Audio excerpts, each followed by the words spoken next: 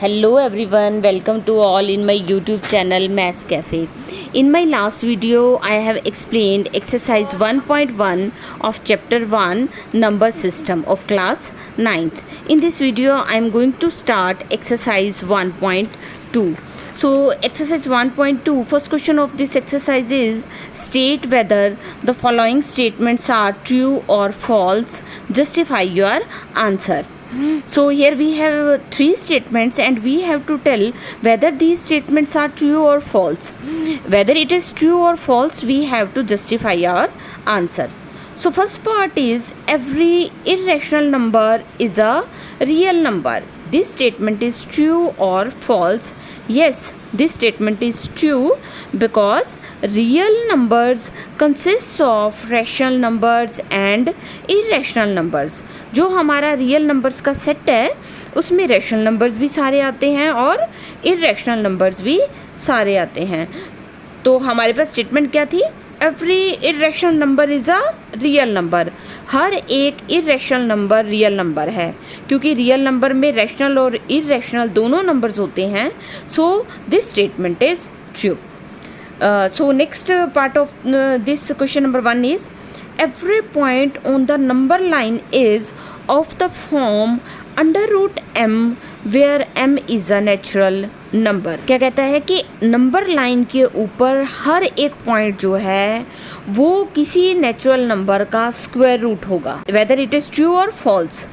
देखिए this statement is false because 3/2 number जो है it is on the number line but it can not be written as the square root of the natural number. 3/2 means 1.5. We can represent 1.5 on the number line. But this number 3/2 or 1.5 is not the square of any natural number. 3/2 जो है किसी भी natural number का square root नहीं है. Right? So this statement is false. Now third statement is every real number is an irrational number. क्या हर एक real number irrational number है? False. क्योंकि हर एक रियल नंबर इरेशनल नंबर नहीं है, वो रैशनल भी तो हो सकता है because real number consist of rational and irrational numbers. We take an example as 2 is a real number but it is not irrational number. So statement 3 is false. Right. Now come to question number 2. Question number 2 is are the square roots of all positive integers irrational. क्या जितने भी positive integers हैं उनका अगर हम square root करें तो वो इरेशनल आता है या रैशनल भी आता है? इफ़ नॉट, अगर ऐसा नहीं है, give an example of the square root of a number that is a rational number. तो एक ऐसा एग्जांपल हम लेंगे जिसका स्क्वायर रूट करेंगे तो वो रैशनल नंबर आएगा. First of all we have to tell the square root of all positive integers are irrational or rational? No, all the square roots of positive integers are not irrational because if we take positive integer, suppose 9, its square root is 3 which is a rational number. So here we have given the example also. Now question number 3 is show how under root 5 can be represented on the number line. As you know, under root 5 is an irrational number because we can't find the square root of this number 5, so it is irrational number, right? So we have to represent an irrational number say under root 5 on the number line. So first of all we write 5 is equal to 4 plus 1. Now 4 can be written as the square of 2 and 1 can be written as the square of 1. जो भी number हम represent करना चाहते हैं number line पे उसको दो numbers के सम में लिखेंगे और वो दो नंबर्स ऐसे होंगे जिनका स्क्वायर रूट हमें मालूम हो. Means square root 4 of 4 is 2 and square root of 1 is 1. Means 4 can be written as the square of 2 and 1 can be written as the square of 1.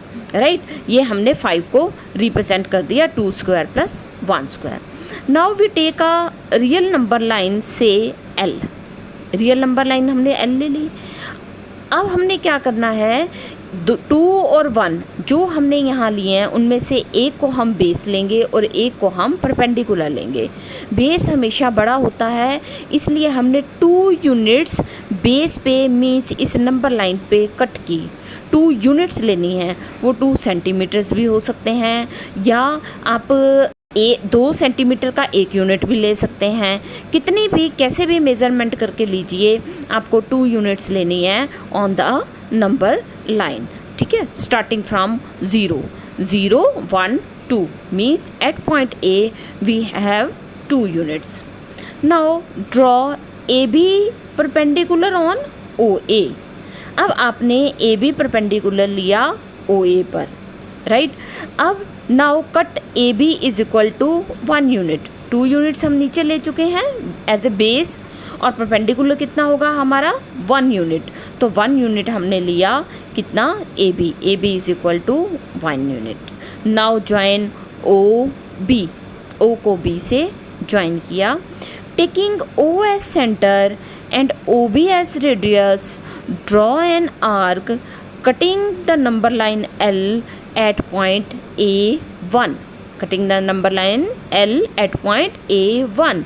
So point A1 represents under root 5 on the number line. OA1 अगर आप measure करेंगे तो ये कितना आएगा, under root 5. Now here OB is equal to under root 5, or we can say OB is equal to 2 square plus 1 square under root. Now we have to write steps of construction.